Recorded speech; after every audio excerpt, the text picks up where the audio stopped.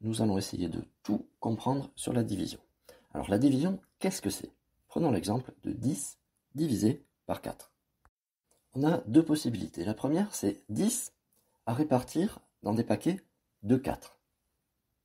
C'est-à-dire, on va les mettre 4 par 4. On va obtenir un premier paquet de 4, un deuxième paquet de 4, et puis 2 vont rester tout seuls.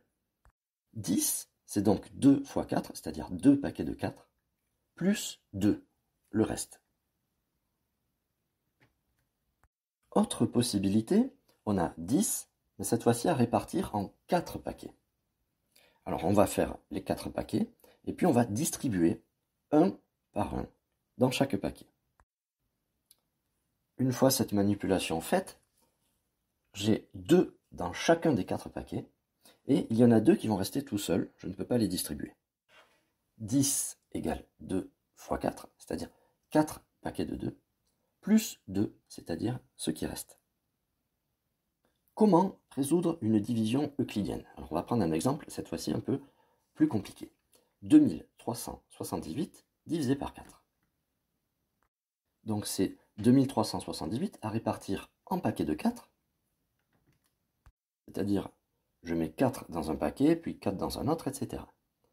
Ou alors, c'est 2378 à répartir équitablement en distribuant dans 4 paquets. Cette fois-ci, la manipulation, comme le nombre est plus grand, va prendre beaucoup plus de temps. Donc, on va le résoudre par un calcul posé.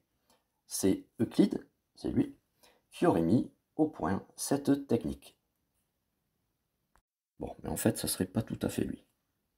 La première des choses à faire, c'est d'écrire, de poser le répertoire de la table concernée.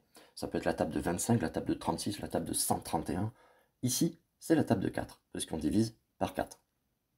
Écrire le répertoire de la table de 4, c'est écrire la table de 4. Ensuite, on prend le premier chiffre du nombre qu'on veut diviser, et on va essayer de le diviser par 4. 2 dans les milliers, à diviser par 4, on ne peut pas. Dans 2, je ne peux pas mettre 4, puisque 4 est plus grand que 2. Donc le résultat, ça va être 0 dans les milliers. Un nombre qui commence par 0, ça n'existe pas. Donc cette étape, en fait, est inutile.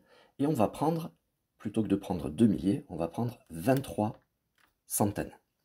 Le résultat sera marqué donc dans les centaines. Dans 23, combien de fois je peux mettre 4?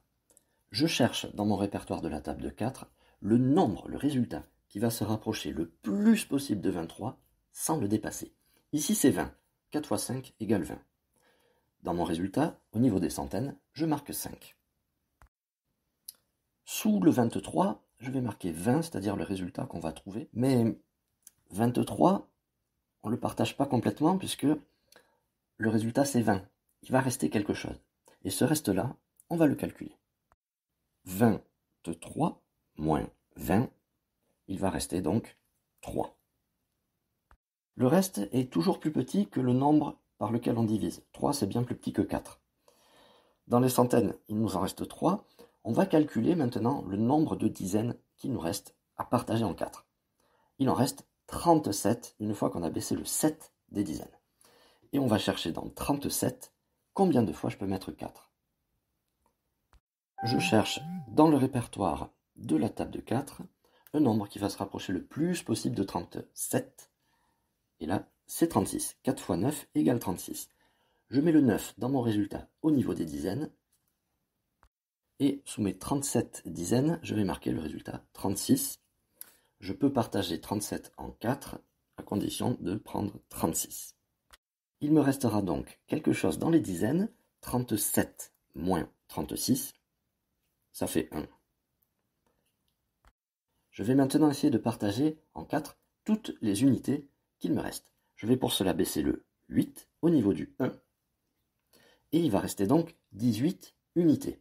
Ces 18 unités, je les partage en 4. Dans 18, combien de fois je peux mettre 4? Dans le répertoire de la table de 4, je trouve le nombre 16 qui se rapproche le plus possible de 18. 4 fois 4 égale 16. Donc je ne peux pas partager le 18 en 4, par contre je peux partager le 16 en 4. Donc sous le 18, je vais mettre le 16. Et dans mes unités, au niveau du résultat, je mets le 4. 4 x 4, 16. Je cherche combien il va rester, puisque le 18, je n'ai pas pu le partager complètement. J'ai partagé 16. 18 moins 16, il reste 2. On a fait la dernière soustraction, on n'a plus de chiffres à descendre, à abaisser à côté du 2. La division est donc terminée. Un peu de vocabulaire pour terminer. Le nombre que l'on a divisé, 2378, s'appelle le dividende. Le nombre par lequel on a divisé, c'est-à-dire ici 4, s'appelle le diviseur. Le résultat obtenu s'appelle, lui, le quotient, avec un T à la fin. Et enfin, en bas dans la partie calcul, ce qu'il reste, logiquement, s'appelle le reste. Le résultat de la division, on le note comme ceci. Quotient multiplié par diviseur plus reste égale dividende. Pour le calcul qui nous concernait, on aurait donc 594 multiplié par 4 plus 2 égale 2378.